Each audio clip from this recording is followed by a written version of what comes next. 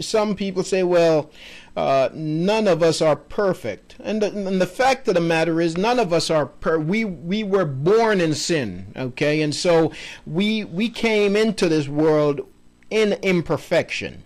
But the thing is, when you begin to walk with Yah, and if you make a decision to walk according to His Torah, according to His law, and you're walking now by the empowering of the Ruach, the set-apart spirit, the spirit that sets us apart from sin and sets us apart onto righteousness, then we can walk in perfection. It's not impossible. Nonetheless, we go through a process, okay? See, sanctification is twofold. When Yah calls us to Himself, when He draws us to Himself, there is sanctification that takes place initially. That's initial sanctification, where He sets us apart to Himself.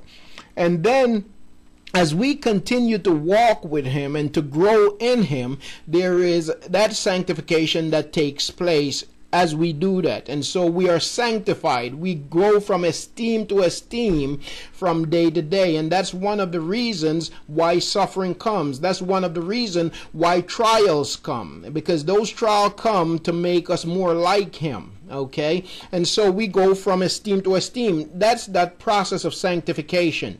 And so in that process, and none of us will ever totally arrive, as the scripture tells us, until Yahusha returns. But the fact that Yah said that Job was a perfect man, it tells us something about Job's heart. It tells us that he was a man that desired only to please Yah. Okay, his desire was only to Yah. And it's not that perhaps Job never faltered, not that he had never, not that he had not gone at some point perhaps and done something contrary to the law of Yah, but his desire, his heart was to please Yah. And so even if he did, he repented and he turned to Yah. His total desire was toward Yah. And so Yah called him a perfect man and an upright man, one that feareth Yah and escheweth evil. You know, and you know, one of the problems is that when we see the word fear in church, we're taught that fear is simply honor. You know, fear is simply honor or reverence. But the fear of Yah is not just reverence of Yah. The fear of Yah consists of literal fear also. A fear of the wrath of Yah, absolutely. You see, the fear of Yah is a literal fear also. And so it is that fear that drives us to righteousness. You see, it is that, you know, I often use the example that you can take a child who is clueless, a baby, and if they're standing by the kitchen and the stove is on, because they have not experienced, they had not experienced being burnt, they have not experienced fire, they see the stove on and they stick their finger in it and they get burnt. Now, you go back with that kid to that stove, they won't stick their finger in the fire no more, because now they have grown, they know what fire feels like, and they have a fear of being burnt. Okay, and that fear instills wisdom, you see. And so when we fear Yah, we gain wisdom, you see, and we gain knowledge. The fear of Him drives us to seeking Him even more, and so we gain knowledge. And so Job had a fear of Yah. Now that initial fear also leads to reverence. Okay, and so Job had a fear of Yah. Okay, which leads to reverence, but it was a real fear. Okay, it was a fear of the wrath of the Most High. And so he said that he was he eschewed evil, he ran from evil, he hated evil, and still he holdeth fast his integrity. And although thou movest me, now this is interesting, this is Yahuwah saying to Shaitan, although thou movest me, although you move me against him to destroy him without cause. And so even though you moved me against my servant to destroy him without cause. Now, sounds like some contradictions there, don't it? Because here Yah says that you moved me against him to destroy him without cause. And in spite of all that, he remained perfect. He remained steadfast. He remained upright. Okay? But if we go back and remember the dialogue, it was Yah who said, have you considered my servant Job?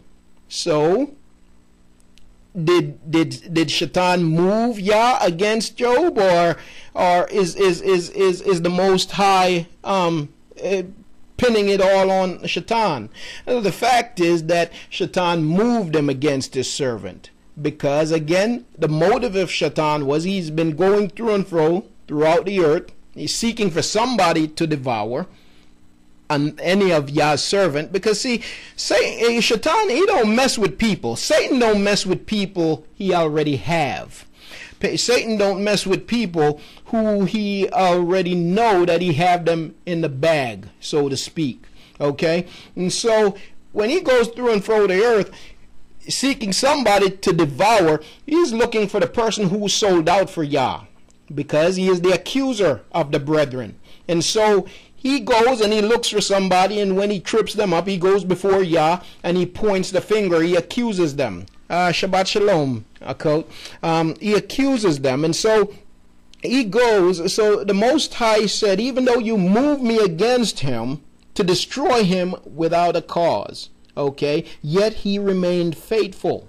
And so had he not been going through and fro looking for a servant of Yah, and he simply couldn't find one, he had kind of dismissed Job because he saw the fence that had been set around Job as an hindrance to him having his way with him. And so Yah said to him, have you considered my servant? And so Yah gave permission, limited access. Okay. And so Shaitan, and verse 4, and Shaitan answered Yahuwah and said, skin for skin, yea, all that a man hath will he give for his life. And so here we see Satan using some sarcasm. And basically what he was saying to Yah was, well, the only reason why he has not cursed you yet is because you have not allowed me to touch him personally. Okay, so you allow me to take his kids, you allow me to take his flocks, you allow me to take, all of his industry, but you did not allow me to touch him personally. And again, one of the things we looked at last week was that touching him personally also would include his wife. You see, because the scriptures tells us, the thing that we had discussed last week was the fact that, okay, Shaitan, he took Job's kids, he took his cattle, he took his servants, he took his homes, he took everything that he had, but he was not permitted to touch Job personally. He was not permitted to touch his flesh, and we saw that he did not touch his wife. And the question was, is it that he had no desire to touch Job's wife? And the answer is simply no. But he was not permitted to touch Job, therefore he was not permitted to touch his wife, because the man and his wife is one. Okay, but we're going to find something interesting as we continue in chapter 2. And so in verse 4, and so he answered and said, skin for skin. And so he said, okay, he hadn't cursed you because I had not afflicted him personally. I had not inflicted pain on his body, but skin for skin. Because the moment I afflict his body, he's certainly going to curse you. And so he's saying, okay, let's take this to the next level. Okay, let's take this to the next level. And he said, all that a man hath will he give for his life. All that a man hath will he give for his life. Verse 5, but put forth thine hand now, and touch his bone and his flesh, and he will curse thee to thy face. Okay, and so what Shaitan says, if you put forth your hand, touch his bone and his flesh, watch and see if he don't curse you to your face. And Yahuwah said unto Shaitan, behold, he is in thine hand, but save his life. And again, the point is made that there is nothing that Satan can do to you, and there is nothing that your enemy can do to you that Yah have not approved. All things must first be approved by him. And so Yah says, and so the Most High said to him, okay, behold, he is in thine hand, but save his life. Do whatever you want to do to his body, okay, but save his life. And Yahuwah said unto Shaitan, behold, he is in thine hand, but save his life. Verse 7, so went Satan forth from the presence of Yahuwah, and smote Wayub with sore boils from the sole of his foot onto the crown, to his head. I can't help it but to think, I find it interesting that he started off at the sole of his foot.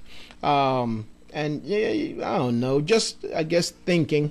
I guess it's just me thinking, but I thought, well, he figure he strike his foot so he can't run anywhere. That's one way to look at it.